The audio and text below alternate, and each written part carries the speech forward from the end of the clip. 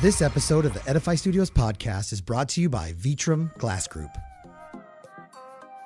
Let Vitrum Glass Group free you from the limitations of screen printing and turn your next architectural product into a glass canvas. With digital printed ceramic frit, you can design with a variety of opacities, multiple colors, and custom designs. All created by digitally mixing ceramic inks to create a durable, UV-resistant, long-lasting design. Start today with your own custom graphic or choose from one of Vitrum's exclusive ready-to-print designs. To learn more, visit www.vitrum.ca. That's www.vitrum.ca. Welcome to the Edify Studios podcast, discussing the shift of architectural concepts into actual solutions, disrupting the current status quo, and having a blast the whole time. Here are your hosts, Brad Glauser and Brad Walker. Hey guys, welcome back to the Edify Studios podcast. We're doing it again. We are on it again, AIA 2019. How are you, Mr. Walker? I'm doing excellent. They still have not kicked us off any of the medias yet. No, we are still So we're still here. invading all the spaces. We're still here. We are. That's what we're doing. We're taking over. It's a total takeover. We're at AIA 19. It's been an incredible show. There's about 45 million people all here to see one person. I thought and we 46 million, wasn't it? 46 million. 46 million, yeah. Exactly. All here to see one person, and we were lucky enough to snag her As for she walks our in. show. Claire, why don't She you walks in introduce our yourself? booth. Why don't you introduce yourself, Of Claire? all the gin joints. Yes, I'm Clair Marie. Hi, Claire. Clair Marie Wholean.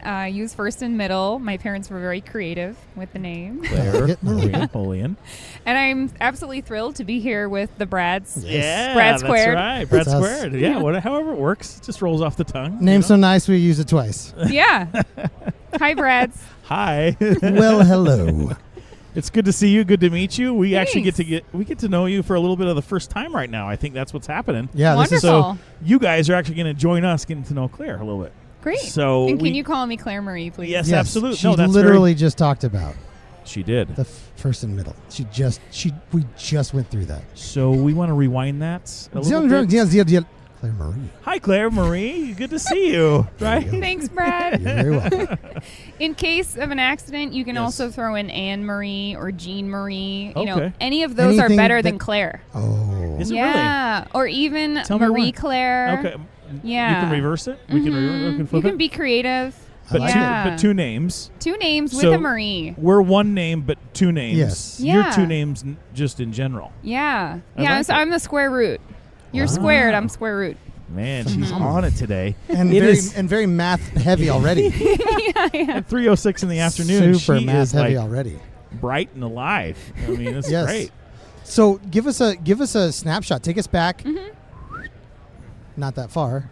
Okay. When you kind of just got into this whole game we're in now, this whole incredible Architecture world. game. Sure. So- Architecture game. Yeah, we would love to know the origin story a little bit about Claire Marie. I mean, and then we'll kind of get into some of that ArcFina stuff, like and making sure that people can reach out to you. But tell us a little bit about your background and kind of how you made it here. Sure. Great. Well, I was always creative as a child. Okay. My parents encouraged me with every art form imaginable. Awesome. And I Awesome. loved making sculptures and crafty things, paper mache. Two of my favorite things I made as a child were painted boxes. So I would make boxes out of cardboard that had lids that fit onto them, and then paper mache, and then I would paint them with intricate designs and colors. Wow. Like mosaic stuff. and Kind of like African textiles. What? Ooh. You know, but designed by Yeah. a 7-year-old. That's incredible. Then I also painted Keds shoes, you know, the white Keds. Yes, Oh, yeah. absolutely. With the same designs, colorful Did you designs. really? And I sold them for $20. Yeah. This was in like 1990. Brilliant. That is like super Brilliant. entrepreneurial at Also- 7 years old. Kids were fly in 90. They were Yeah, super they fly. were really They were cool super back fly. then. That was Yeah. the spot. Yeah, That was the yeah. spot to do it. So Exactly. you were lucky to be there at that moment. Yeah. Jump on the Keds wagon. Yeah. Okay. Totally. So you're painting Keds, selling them as your first side hustle. Yes. Yes. And then I'm just going to fast forward Sure. to high school. Do it. So I was also really into music. I have a musical mind and come from a musical family. My dad was a handyman and he worked for a music venue. So classical? No, all different. Every Oh, really? band in Okay. the world came there. Fish and I you know, like it. I'm blanking on don't worry Red about Hot Chili Peppers. And Really? They all came. My son's to into the Red Barrymore Hot Chili Theater. Peppers right now. He's actually learning them on the okay. guitar and going back and Yeah. forth. Like he's getting in. He calls it like how does he say it? Like Not classic rock. No, he's just like that's from way back. Yeah. Old school. Yeah, old school That's the music. old Yeah, school. yeah. It's old school music. I got I got the Sure. retro. I got Red Hot Chili Peppers playing. So, anyways, go ahead. Go ahead. So my dad was taking me to buildings Okay. and exposing me to music. And I played violin too. Oh. And I always heard about architecture and I was interested in it. And I was thinking about being a musician. And then I thought to myself, what am I really good at? What am I naturally good at? And I just had this How knowing. self-aware is this high school That's- student at this time? Like Hyper-aware. 16, 17. Okay, like But that's I don't think I asked also- myself that question until like last Friday. Okay, but I'll just you can speak on this more to this than I can. I Go for have it. 2 young boys, Yes. and I don't think they'll be hyper aware till 34, 35 years of age. I think that just shows you girls just tend to look at things earlier in It's true, such a more elaborate way. You have a boy and a girl, Correct. So I'm sure you're starting to see that already. No, absolutely. So this is interesting. So at Yeah. age 16, 17, Yeah, I'm you're saying- reflecting and just thinking, like, what can I be Where am I really, going? really successful at? So I was always an achiever. You know, I always had to get straight A's. I was one of those kids. Yeah. And I wasn't going to do something that I knew I wouldn't be really good at. And I was Okay. above average at music, but I wasn't the best. Okay. And even though I didn't entirely know what architecture was, I just had a feeling that I would be really good at it. Hey, that's incredible. That is incredible, actually. So the self-awareness of a 16, 17-year-old girl Yeah. walking into saying, what's the career direction I want to go, or how do I want to keep creating? Because I can see music and paper mache and painting kids. But in some reality, that does boils inspire down. it, though. But that boils right down to what some true architecture is, right? It's true. It's taking this canvas and sort of slapping some colors to it to a certain degree, or drawing. I mean, they used to hand draw obviously everything. So No, right. That's very true. So you weren't an architect unless you were a almost classically trained artist to follow the lines and to have the tools and the right things. So I see the moments of wildly creative. Yeah, absolutely. Because that is architecture, whether you like it or not. You have to be wildly creative, see things that aren't there, right? Visioning. Not like ghosts, right?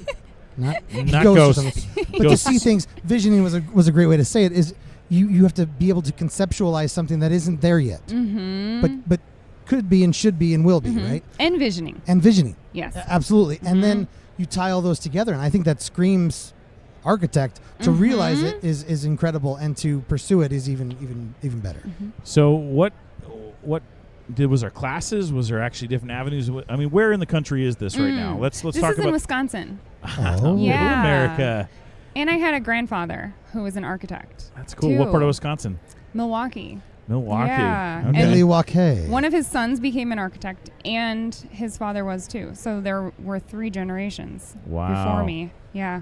So you kind of had it. You kind of had it a little bit at the conversation table, like Sure. Christmas or whatever it Yes. was. You should. I knew what it was. And did your relatives also design buildings there locally, or were they involved in projects Somewhere locally? local. So my grandfather, Brust, he designed Catholic churches mostly. Some other buildings. Unbelievable. I think there was someone else in the family who was in the priesthood. I'm not exactly sure. Sure. On the No, details. that's fine. There was Us a lot either. family Catholic. This is the first time we're hearing Yeah, this, yeah. so you can't say it wrong. You Yeah. could make it up, really. Yeah, Catholic connection. Sure. There's at least one beautiful church in Milwaukee that I know that was his. There's also That's a so structural great. engineer on that side of the family, but it actually wasn't in the blood because my dad was adopted. Well, around the family table, I guess. I should Yeah, say, so you it know what I was. mean? At least it was in a Not cultural. in your thing. code, but in your in the culture. culture. yeah. Yes. Osmosis. Exactly. And I'll tell you one other fun detail Yeah, about this high is great. school. So I loved organic chemistry. Absolutely. Who doesn't? Loved it.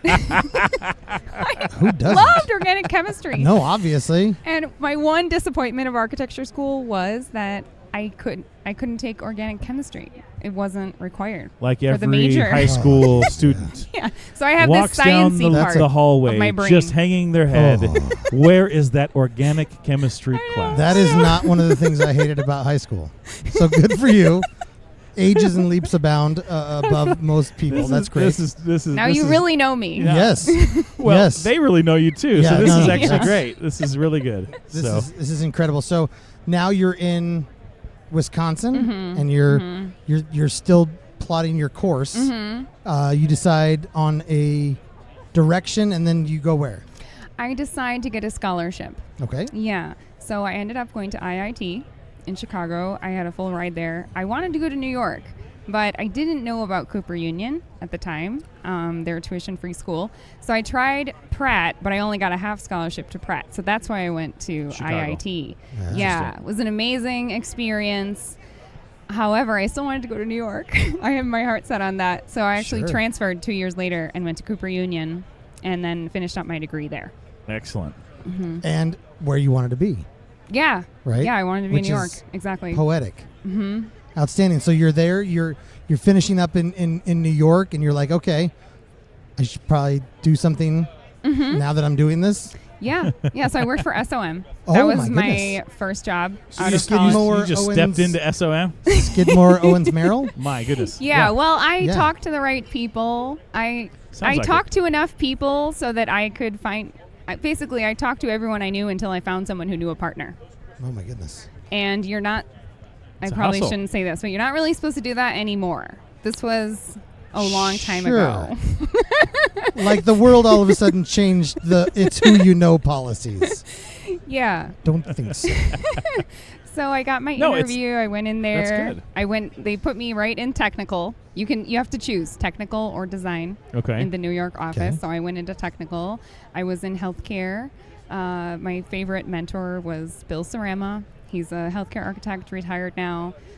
Bill and several other people, Stefano Paci, really took me under their wing, and they taught me so much stuff. It was tremendously educational. Project management, time Well, not quite management, project or management. like really design type of work, or Yeah, design, construction documents, detailing, exterior envelope, how to put together a drawing set, all that stuff. All the basic stuff Sure. you need to know. Fundamentals, as it were. Yeah. Mm-hmm. Wow. It doesn't exist a lot as far as like the mentorships within the AIA firms, and I think there's a lot of that of really good educated architects that actually have that capability. I'm not. It's interesting to kind of hear how that was fostered, I guess, within that program. That's pretty cool. And Yeah. it's patience. You have to It's be so patience. patient because everything they teach you in school is great. But there's basically, if you did a Venn diagram of everything you learn in school and everything you learn on the job, there's only a tiny bit of overlap. It's pretty separate, all of the Sure. knowledge. No, Yeah. absolutely. Wow. That's So tremendous. So SOM was your first introduction to architecture. Yes. That's quite an introduction. Yes, Yeah, I went I mean, straight into the deep end. Yeah, you did.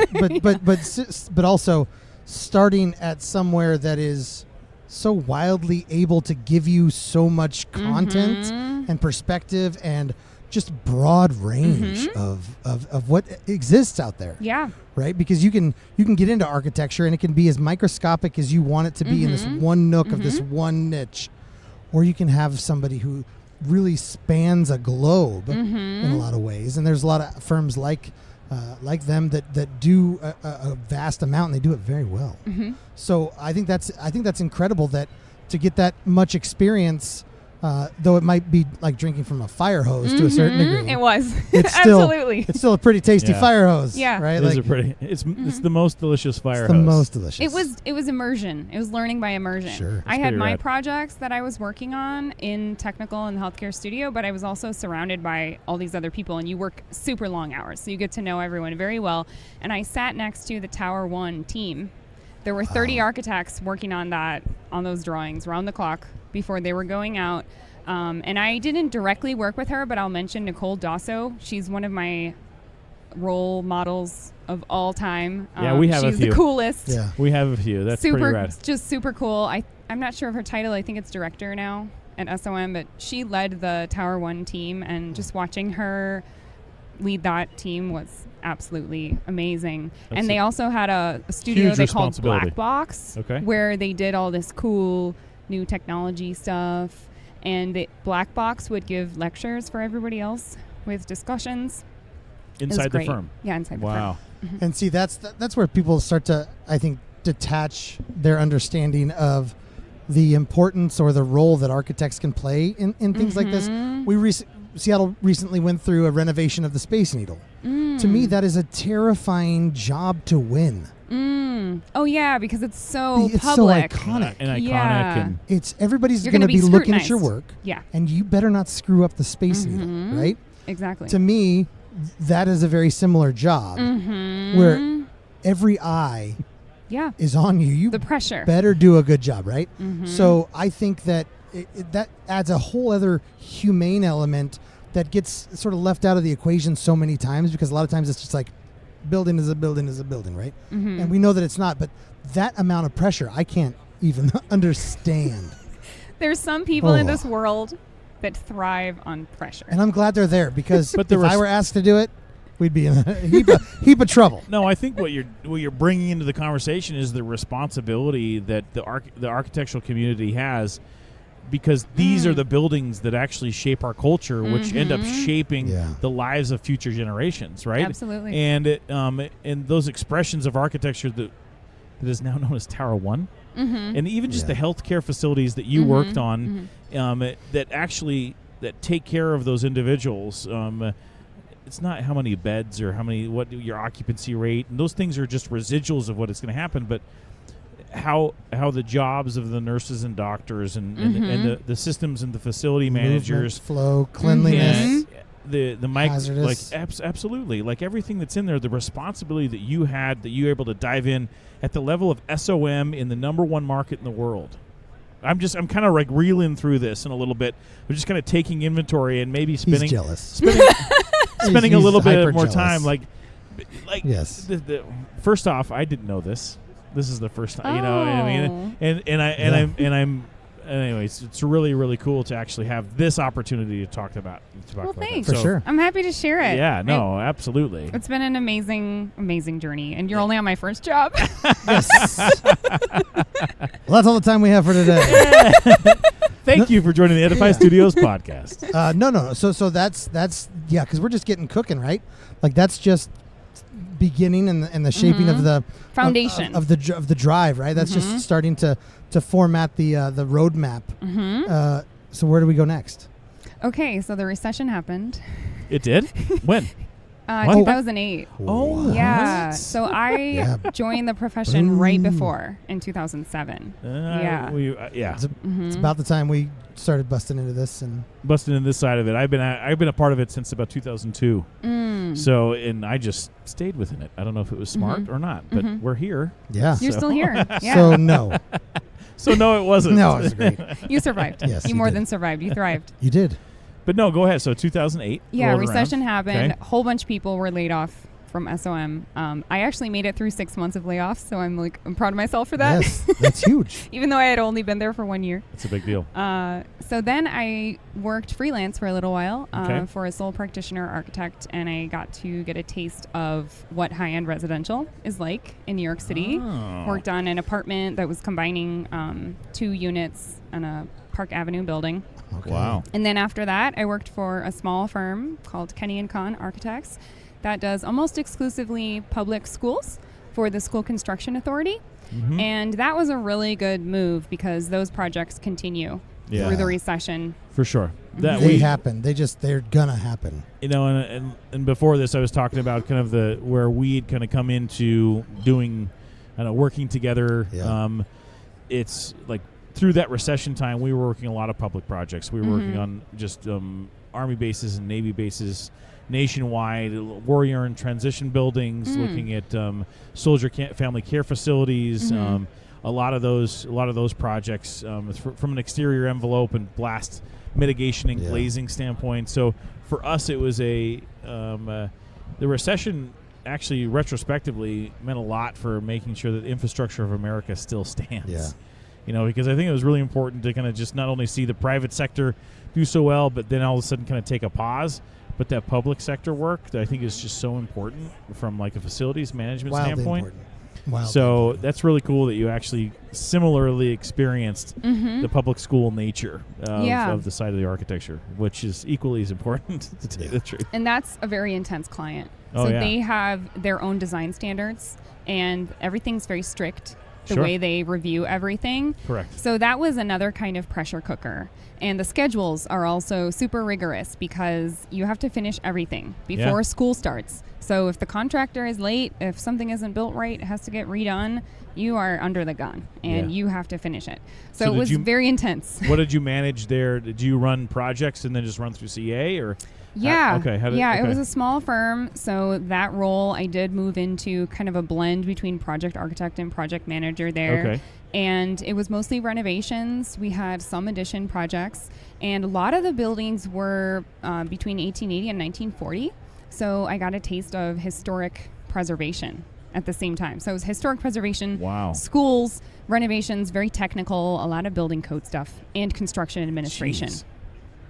So everything. Yeah, just literally another immersion process. Yes. Wow. And it was everything I didn't learn at SOM because they were a big firm. This was a small firm.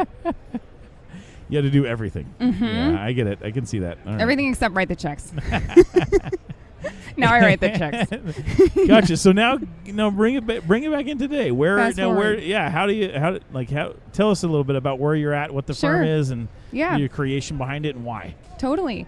So a few more years, I worked at a couple more small firms. Then I worked at Smith Group, worked my way down to DC. And eventually I figured out that I had this really strong interest in research and specifically building quality. Sure. And I needed the freedom to do that on my own. Yeah, I can imagine. Because when you're at a firm, whether it's big or small, you have so many responsibilities, so many things that you need to do. If you have this pet project, the principals of the firm are usually like, great, sure, do that in your free time. But it's kind of hard to balance that and everything else. After your 14-hour workday? Yeah. Whoa. Yeah, exactly. So going off on my own was a natural choice Sure. to give me the freedom to be able to pursue some of these research interests that I had at the same time as doing projects. Okay. So I started ArcFina almost a year ago, and that I actually only did one project because I was doing my research at the same time. Yeah, so I did a renovation of a historic home in Capitol Hill in DC, and that's in construction right now. So that was really fun. Green Wow. roof, and actually we went through zoning, had to get a special exception for the roof penthouse. Historical project that you actually built a penthouse on top? Exactly. Okay. Penthouse and a green roof and a roof deck. We actually cut the deck out of the roof, so it was subtracting from the attic. Oh, interesting. Yeah. Yeah. Okay. So that was a kind of an So unusual that was via residential project. ArcFina. ArcFina. Okay. Yeah. Now, meanwhile, I had this philosophy and research about building quality that was born mostly out of my frustration. So having worked for some of the best firms. Her frustration. Yeah, I was very The frustrated. most frustrating. The most Very frustrated. frustrating. Having worked on hospitals and schools and public projects, I saw really the best of the best buildings. And everywhere else I went, I saw buildings that were crappy. And I would look at everything. I would look at the details. I would analyze them. I would check them out. And I would think, this is going to fall apart in 10 or 15 or maybe 20 years. Sure. Then you're rebuilding it or you're replacing large chunks of the building. It's all going in a landfill. And think Yeah. about how much Yeah. money you spent on that. Ugh. And you will continue to spend to maintain that. Yeah. Whether it was, a private owner or whether it was taxpayer money, it's a waste financially and it's a waste in the landfill. For sure. So I had this problem in my mind of how do we solve this? How do we get the profession to build higher quality buildings? Or was there anything happening along that same conversation elsewhere in the industry? Or was it more kind of you felt like this was a mission for you? I felt like it was a mission for me because building quality, when you say it, it sounds kind of nebulous. People don't really know what you're talking about. Sure. And most of the emphasis in the profession, it's on sustainability, resiliency, other things. But I saw, life cycle cost. Life cycle cost and life cycle analysis really goes with building quality. Sure. Because if you look at longevity is a major factor in Correct. building quality. So what I set out to do was to create a system for measuring building quality, because you can't improve something you don't know how to measure. If you want to lose weight, you need a scale, Okay. right? You Okay. always need a measuring stick. And what's happening in the industry is the healthcare buildings are doing one thing, the office buildings are doing another thing, multifamily is doing another thing. And most of the ways that they're evaluating buildings, whether it's facility condition assessments or other forms of building analysis, Right. they are very qualitative. And they don't give you that much of a metric. Oh, And yeah. what I wanted to do was to compare building quality to finance, to the economics. Because if you look at economics, there's a theory that I love called the two boots theory. Do you know Two boots this? theory. Enlighten us. I don't think that I do. Enlighten us. Yeah. Imagine that there's a poor man and a rich man, Okay. and they both need a pair of boots. So the poor man just buys whatever he can afford. Correct. Doesn't matter what it's made of, whatever he can buy. The rich man will probably get a really high quality version that's going to last a long time. Okay. So the poor man's boots wear out, and either he has to repair them or he might have to replace them 2 or 3 or even 4 times in the same amount of time that the rich man had one pair of boots. Okay. So even if the poor man's boots were cheaper in the beginning, he ends up spending more money than the rich man. This is a major problem, and the same issue happens, with poverty all over the world. But bringing it back to architecture, a lot of what's going up right now in the industry is poor man boots of buildings. Disposable almost. Disposable buildings, Right. yes. And I would define that as a building that has a life cycle of less than 25 years for most of its systems. Which is wildly short. Right? Yeah. I mean, In retrospect of architecture, what If you look at history. you look at history. You go back to the churches. Yeah. We're talking Exactly. about churches. Those churches are some of the only things that last from civilizations because of how they're built, right? Yeah. Absolutely. And we're talking 20 years, which is a nothing amount of time. It's 1/3 of a lifetime, or even 1/4 of a lifetime. Right. Yeah. Unbelievable. And it's changed over history, because if you look at pre-1940, most of those buildings will last 100 plus years. If you do Interesting. a few renovations, if you upgrade the building systems, mechanical, Electrical. Yeah, Some do- structural seismic yeah, stuff. a Right. little bit Yeah. of upgrades, Yeah. and you can Windows. easily get 100 years. Totally. Yeah. But that's all changed. Yeah. Okay. So I'd like to see a movement of looking towards designing and building higher quality buildings. How long was this a complaint for you? For me? Mm-hmm. I think I became aware of it probably about 2 to 3 years into my career. Okay. So almost 10 years ago. So through SOM, realizing it, but you mentioned qualitative. through it, Yeah. right? Yeah. So- I mean, I had a qualitative understanding of this early in my career. It's definitely something that was percolating in my mind. And But then I wouldn't have became- been able to explain it very well back then. No, and you're obviously well versed on it now. I actually, it's very engaging because we talk about this from a manufacturer and product and engineering standpoint all the time on the product side of things, and making sure that the life cycle is not just a simple payback program. We're actually looking at of a total holistic design, right?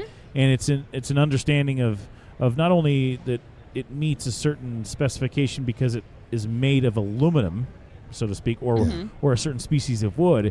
It's not that, but it's the overall longevity of that product being put within the project. So it's interesting to talk about, but I'm just curious from like a philosophy standpoint. It was percolating. When did it start become like absolutely obvious? You started Arknura, but so Arkfina came aboard, did one project, and then it became just so gripping that we're just like, I gotta do this. It's just like stop complaining about it and go for it. Exactly. So I had the research kind of in my back pocket Okay. already at the time that I started Arkfina. But at that point, I had maybe 3 or 4 different directions that the research could go, because it has applications. It has applications in real estate finance. It has applications in risk management, the insurance for real estate. Oh, very It true. touches a lot of other very true. things, building quality. So I wasn't really sure. I was just rolling around in my mind and on paper, what is the right application of this? And I decided it needs to be measured. first of all. And I could work out the other applications later. Sure. Okay. So Arcnura Arcnura was born. Yeah, So exactly. talk about that. That's interesting. So Arcnura was created to launch the Building Quality Index. So that's the measurement system for building quality, and it's based on 4 different parameters. Have you heard of the triple bottom line?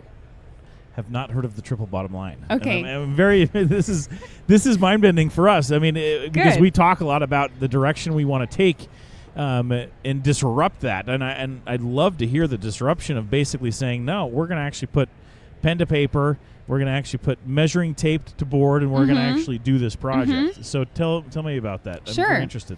So triple bottom line, it's actually a concept from business, not in architecture. If you want to evaluate a company's performance, you can look at its social performance and its environmental. Heard of this. Go ahead, though. So you know. Yes. Yep.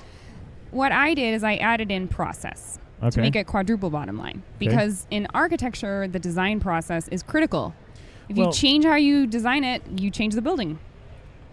So your qualitative research led you back into, from an entrepreneurial standpoint, to bring the business format to architecture process, or bring the process.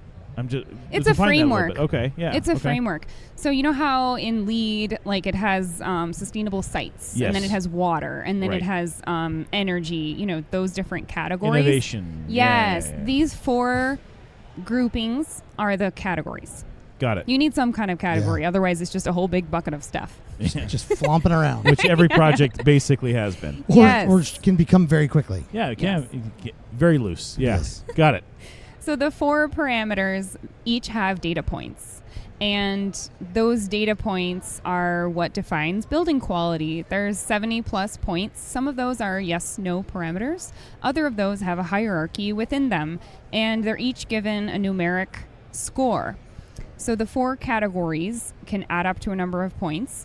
I say add up, but it's not entirely a sum. It's more like a system of relationships. And there's an equation for each. So there's 4 equations that then come together in one big equation. And what this is, in math language, is an optimization problem.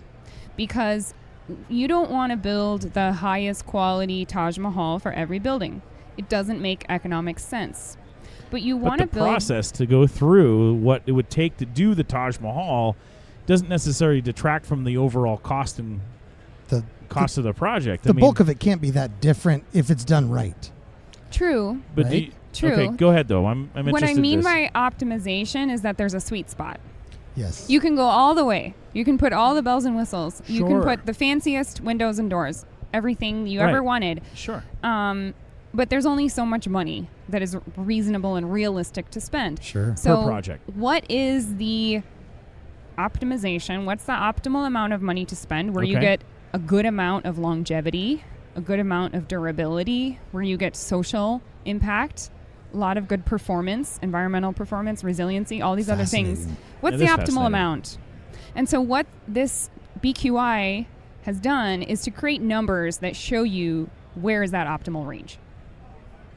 It's to give indicators to make sure that can actually Yes. be. So is this software driven? It will be. Okay. So right now it's applied math. Okay. And the stage that it's currently at, I am looking for buildings to enroll in the system. And then once I get all of that data. Wink, wink. Yes, please. Bring me your buildings. Bring the buildings around. Any commercial building can enroll. Interesting. Okay. Mhm. So, I mean, from knowing the school lifespan and understanding what that client actually wanted in that smaller firm, I mean, have you actually talked to that industry? Have you actually came back to those owners and said, hey, this is the direction of building quality index? Mm-hmm. Is that something that you've thought about going down the path and like introducing it to them, or are they? How's the reception been? I'm just starting that process. Just starting the process. Yeah. Okay. So right now, I just launched. The website just went live. What's the website? Tell us the website. Arcnura.com. Spell that. Spell it out for us. ARCHNEURA. .com. Yeah, so it's like architecture and neuron, but Ooh. Nura. Nura. Yeah. Arcnura.com. Mm-hmm. Awesome. Beautiful. Yeah. Okay, so we'll post that here, and we'll make sure the links are on there as well. And what are they going to find when they get there? It's a bit general. Okay. There's so more brochure driven right now. Yes. Okay. There's more stuff that's going to go on but there. It has to be right now. We can I Yeah. warm it up a little bit. Yes. Okay. Yeah, it's really just starting at this point, and I'm also working on a bunch of white papers to describe how you can use the BQI. What is the functional purpose and what is the value proposition for the BQI? Infographic driven or? Yes. Okay. Yes. Info, graphics, fun stuff, and math. Gotcha. Mm-hmm. So what's the plan with the BQI, and then what's the plan with Argnura? Like, what's your next step? Sure. Like, what can we plan on? The plan is to enroll sets of 200 buildings. And the reason for that is that quality is benchmarked according to the industry. So the 200 buildings is like a microcosm of the industry at large. There's a percentile, there's a score for each of these 4 areas. Then that is given a percentile for the industry and a percentile for the sector, if you're healthcare, education, etc. Okay. So I'm finding those 200 buildings, and the logical next step after that is to continue it, and you can use that data for so many things. You can use it for economic analysis. You can use it for a deeper understanding of risk in the insurance industry, Wow. for real estate, and you can use that to help owners make better financial decisions. I would see that from a like a business standpoint, like any like owner is going to bring that within their like an opportunity for their project. Yeah. I mean, how do you what's your pitch to them? How do you actually say like, hey, I like this BQI is here. We would like to do this. We'd like to offer it. If you could talk to that owner now, I don't care if it's in educational or healthcare Sure. or hospitality, like you choose the sector, but what would you say to them? I would ask them if they know the impact that their building quality has on their finances, because probably they don't know. And what this information does is it fills that gap. That's, I think, super interesting. And I think it goes I'm because thinking on a couple of things, but go ahead. Because I think it falls down a couple of different lanes. Everybody wants ROI, Mm-hmm. right? Everybody wants ROI, but that means something different in different formats, right? Exactly. ROI could mean I'm making a lot of money because I'm building something people want in a place that they're going to need it, right? Mm-hmm. Correct. That's not ROI that you would normally get, but that could be considered ROI. So that they could overlook potential opportunities that would exist in looking at it from this format that could, they're going to get ROI the way they're looking, but this could extend that even beyond what they could think of, and it also makes it so that they understand the sustainability of it in a different zone or different market. I think that's wildly fascinating because ROI is everything to so many projects. Well, it's tremendous. Or leasable square footage, or those are the things that we hear on the constant from the developers and the owners is I need to make sure that I am not just, I don't want to build a building to be a landmark for me and in my legacy. Some do, most don't. That's their business, right? Well, and I think about it in a couple formats of the ROI and how they're getting back out of it, but the buyout processes. We talk a lot about buyout processes through making sure that the craftsman, the artisan, the project manager, the guy that's actually doing the work, applying himself, has that 40 years of industry knowledge or 25 even, bringing that application to the work. There's so much inside that knowledge of bringing that into the place. You're actually now quantifying a lot of that over a good amount of project history, and then allowing that not to necessarily die off because just simple attrition that's going to happen if this artisan guy is no longer in the market. He no longer has the opportunity to come and give that feedback for that project. You're actually documenting and putting it into an index that's going to then backfeed the system to make smarter decisions coming forward. It becomes really useful for portfolios. If you have a lot of buildings, if you just measure one building, it's not that useful. No. But if you look at a lot in context of each other, it becomes tremendously informative, and you can see which buildings are falling short, which buildings may need what kind of improvements. So is this on existing structures as well, on existing buildings that are looking forward to renovation? It is designed for any question. existing building. Okay. You can't really use it if it's not built yet, and there will most likely be a later phase where there's a BQI design tool. Yeah, I had two opposite directions. So you're talking about the BQI design tool for future That's later. structures. That's yeah, later. so Okay. right now it's not a design tool. Right now it's an existing building quality benchmarking tool. Okay.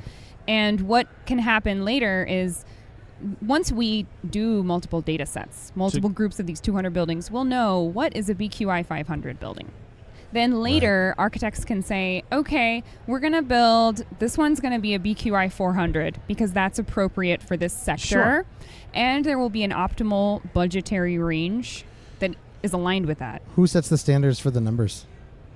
Is it you? Are you making it up as you go? Yeah. I love that. Well, I wouldn't quite Arcnera. say make it up as I go. No, I would. There's- I already I think did. the data back feeds the I data. already right? did. There's industry standards. Yes. So anything that there is an industry standard for, it's referring to that. Got it. Any sort of ASTM, any sort of ASHRAE, Sure. even some specialized consultants like Terrapin Bright Green biophilic patterns are embedded within example. it. For example, Can you say that one more time? Terrapin Bright Green biophilic patterns. Can we put that in the subtitle? supercalifragilisticexpialidocious. I highly recommend it. It's really great design patterns for just helping people love So- nature and buildings. Yeah. And what about products or processes and scoring programs like LEED or Passive House or Yeah. Living Building Challenge, the green building districts, right? Those are great. okay. I love all of those. So are they going to also backfeed inside the They do. BQI? Oh, they do. Exactly. Okay. So BQI is an umbrella that goes over all of this stuff. It's very broad. It's very big picture. If the building had any of those things, LEED, BREEAM, etc., it's great. The information from those is used to make the BQI more accurate. There's a hierarchy of all the data points within BQI. A lot of them have hierarchy. The green building rating systems do have a hierarchy, and they're based on performance data. Energy use. What was on your utility statement? That's a little bit more important. That was my next question regarding Mm-hmm. like energy service companies that are actually going to be then working with building management systems Mm-hmm. that are then backfeeding, okay, what's the real time happening? Or like Yep. we're going to close this window and Mhm. open up this clean air return and then make sure the mechanical, but also does it go, this is just fascinating. So it's an umbrella. Keep discussing it further. I'm sure I'm going to have more questions, but go ahead. So those systems are compared based on quantitative metrics that you can pull from each. All right. So utility statements, for example, that's a required documentation. If you want to enroll a building, you have to have the utility statements. If you did commissioning, that's also required if you did it. And from information like that, as well as, if you had an energy model, we'll start to see, first of all, did you achieve what you set out to do in the rating system? Right. Because a lot of times it's aspirational, but then there isn't the follow through. They didn't do the commissioning and it didn't quite reach everything it wanted to do. So BQI is looking more at the actual performance than what score was received. Does this then result into product performance? Product performance. What do So you mean? like if you're looking at the commissioning of a building and you're looking at the air barrier, you're looking at the air performance of the overall envelope of the Oh, yeah. project, right? Totally. And then you're going to backfeed that data into saying, Yep. okay, meeting these certain standards are going to allow for these. there's a minimum threshold that we need Exactly. to make sure that they adhere to. That's ASTMs. So when I said that certain Okay. data points have a hierarchy, that hierarchy And a more point value system based is upon the hierarchy? based upon the ASTM. Okay. So Interesting. the 70 plus points, if you drilled into the 70 points, I can take 1 point and there's probably 2 pages explaining why it is what it is. And that's the white papers you're kind of currently working on right now? Connected. Yeah, Okay. they're not done yet, but Sure. yes. You're working on connecting. Yes. That's fine. Yeah, and part of it is that each of these 70 points is a variable, and they affect each other. So, for example, you might do one, and then you don't need to do this other one, but you shouldn't be penalized. Like Interesting. if you have a green roof, you shouldn't lose points because you didn't do solar on your roof. Yeah. That kind of thing. Do a green solar roof at the same time as you're actually doing photovoltaic panels in the windows? Only Or what? shade-loving plants. Oh, yes. Only shade. Yeah. Photovoltaic plants. Photovoltaic plants. Wow. There it is. New innovation. Yes. Yeah. No, this Started is on that. absolutely your timeline have been about a year since you've been working on this. Where do you see yourself in the next 12 months? What can people look for in the next quarter? And then where do we need to go to access That's some of that great. stuff right now? So I'm going to say 6-month time frame Yeah. because each batch of 200 buildings is a 6-month review period. Okay. And that's for data collection, sorting, organizing, and analyzing. Gotcha. So the first batch of reports will come out in December. And then starting in January 2020 will be the second batch. Gotcha. And how much is in that? How many buildings are in that batch? Ideally 200. Oh, okay. That so it is to there. replicate the industry. It's a microcosm of Gotcha. the industry to get Interesting. that industry percentile. So it's very important to take the 200 chunks. Gotcha. I mean, yeah, you could do 100, but from a statistical point of view, I'm not really comfortable with that. I wouldn't. Okay. I wouldn't present that. No, it's fair. No, It's fair. it gives to make it accurate. It Hey. really needs to be a good chunk of buildings. No, it's. There's a lot of variation. I like think that you're bullish makes about sense. that. And I think actually. that has to be a foundational rule. Like that's how the data is going to come to be right. Right? Like I get it. That makes sense. So Wow. people have to know there is a time. It's not instant because it involves reviewing a lot of documents and then extracting that information. And currently, there isn't really an automated way to do that. I hope that with AI and some other tools, it'll become automated. Well, and that's the It direction. might be able to.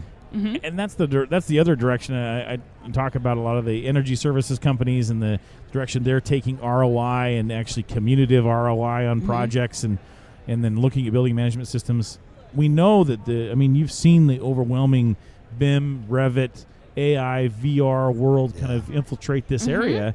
Now we're actually looking at the other side of the token and future planning of things of actually these 3D buildings that we're currently in now, that we're currently inhabiting, are now being built in that virtual 3D world, and then even measured within actually a life cycle of what that 3D structure can and will do based upon certain product information and certain engineering that's involved with it.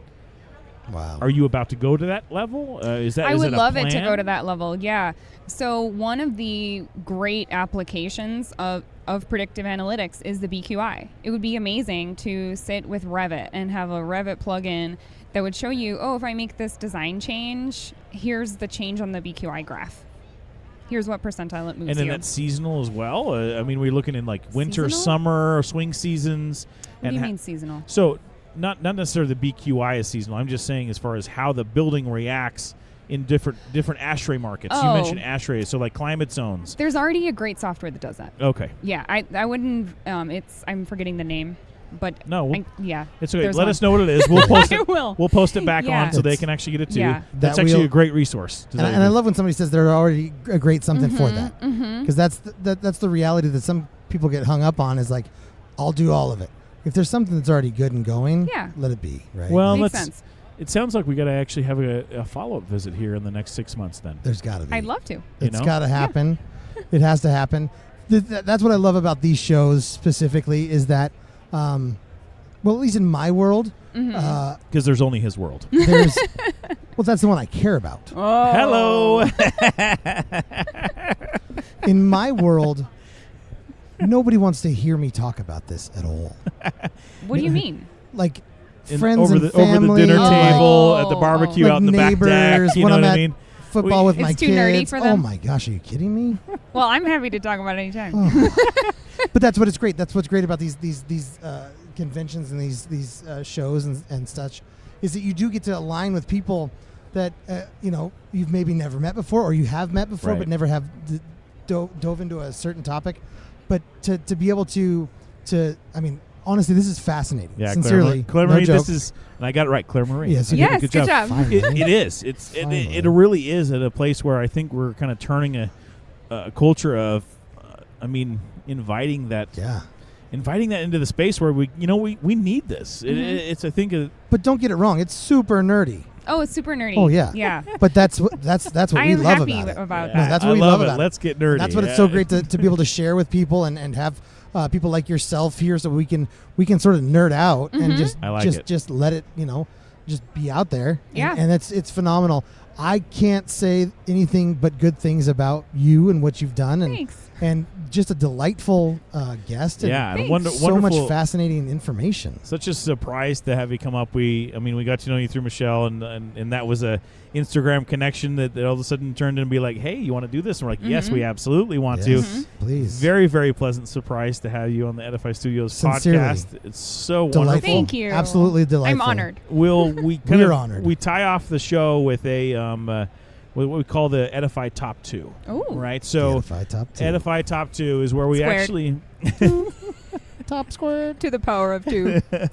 and it's based upon something that you're currently obsessed with. Like currently think about in the last 24 hours, last Two things that you're just jamming on. It can I'm be so like excited. a Netflix show. Could be a it could song. be a song. I'm currently loving like 90s 90s top 40 right now. Like I'm just absolutely diving into it super deep, right? Blame it on the rain. Yeah. No. Yeah. Nope, that's not it. Dang it. Anyway, so go ahead. We would love to You have to give us 2. Okay. It's 2 points. I have it, and they're All right. both Oh, geez. still. They're Gosh, still that in was quick. architecture. She had and both of they're them really like nerdy. holstered up. I'm ready. Go ahead. Okay, I'm going to start with vegetated architecture. Vegetated architecture. Your term, So is your this- glossary. so your this I is made like- this term, yeah. I Is made this it like up. Yeah, it's so biomimicry? great though. No, it's not biomimicry. Okay. Vegetated architecture is any combination of vegetation and architecture. Oh, Any combination. So green roof, but you Vegetation, could also have a green wall. architecture. You could have green planters. You could have columns that Love have green plants walls. coming Love out of it. green walls. yes. Any form of mixing together buildings and plants. So every time I see a project that has mixing together buildings and plants, I put hashtag vegetated arch. Let's do. Let's Okay, do it. let's do it. Let's actually put Vegetated Vegetated arch. vegetated arch. I'm in. It's super I'm all nerdy. in. I like it. Yeah, I Okay, love it. So It there's makes one. me so happy. And we have the good fortune of being from the Seattle side, which has the Amazon spheres, which are completely vegetated. Super green. Yeah. Yeah. So it's Super actually green. there's actually Like, yeah. There's like 10 million Have you- species of plants. When you come out to Seattle, Uh-huh. let's hook up. And I'd let's, love to let's see go it. through You it, gotta do the spheres. and we'll put Great. you into the spheres. yeah, If you want Yay. to talk about vegetated architecture, oh, Cool. whoa, I'm it's excited. just amazing. dumb. So okay, go. That's number one. Let's go number 2. The next one is in physics, the theory of entanglement. Organic chemistry high school is coming out again. this is Repeat that physics. again. This is I know. Theory I'm of just entanglement. joking. Go ahead. Go It ahead. sounds like 2 octopus fighting. And what would happen naturally? But I could be way off. Shot in the dark. Fighting or mating? Shot in the dark. I got a really good visual. Okay, Yes. that is a piece of art. Okay. Somebody's got to draw I'm gonna get that that. one. That- I'm getting really that nice tattoo drawing. later tonight. That can go on a. That's my that can first go on tattoo. Keds, bro. That can go on some Keds. Oh, yeah. Each I'm kid has serious. one, and Each they kid? just fight Yeah. The one think it was- tentacle is coming onto the other foot. I like it. shoelaces. All right. So repeat it again. I need to hear it from my brain. Okay, in physics, the theory of entanglement. The theory of entanglement in physics. All right. Let's let you rap on that. Yeah. Go ahead. What does that mean? What? Okay, is the that? scientists have proven that 2 subatomic particles in different parts of the universe affect each other. Through like the butterfly effect. Or- I don't the know that theory it's of entanglement. necessarily the butterfly effect, but that 2 subatomic particles that are a very vast difference, physical difference, Distance. like light years away from each Okay. other, affect each other. Wow. through entanglement. Entanglement is the word for describing the effect Sure. of Okay. 2 subatomic particles on each other across So a large distance. This has just happened within the past like couple weeks or something like that. I or- don't know. I heard about it from a Yeah. professor. Okay, so what was the story behind that? Did you say like, "Hey, professor, do you want to tell me about entanglement?" And he's like, "Yeah, let me tell you about entanglement." So I'm taking taking math, Okay. extra, like advanced math stuff to For fun? Well, it's Just kind in of your for spare fun, ti- but in your spare time. it's to support Because my business. PQI doesn't have any Right. other spare time. Go ahead. Yeah. So I think he was giving an example. He was giving an example about black holes. I'm not exactly sure what the context was, but That's it fine. was a physics example. It was a math problem that had a physics example, and then he brought up Wow. entanglement.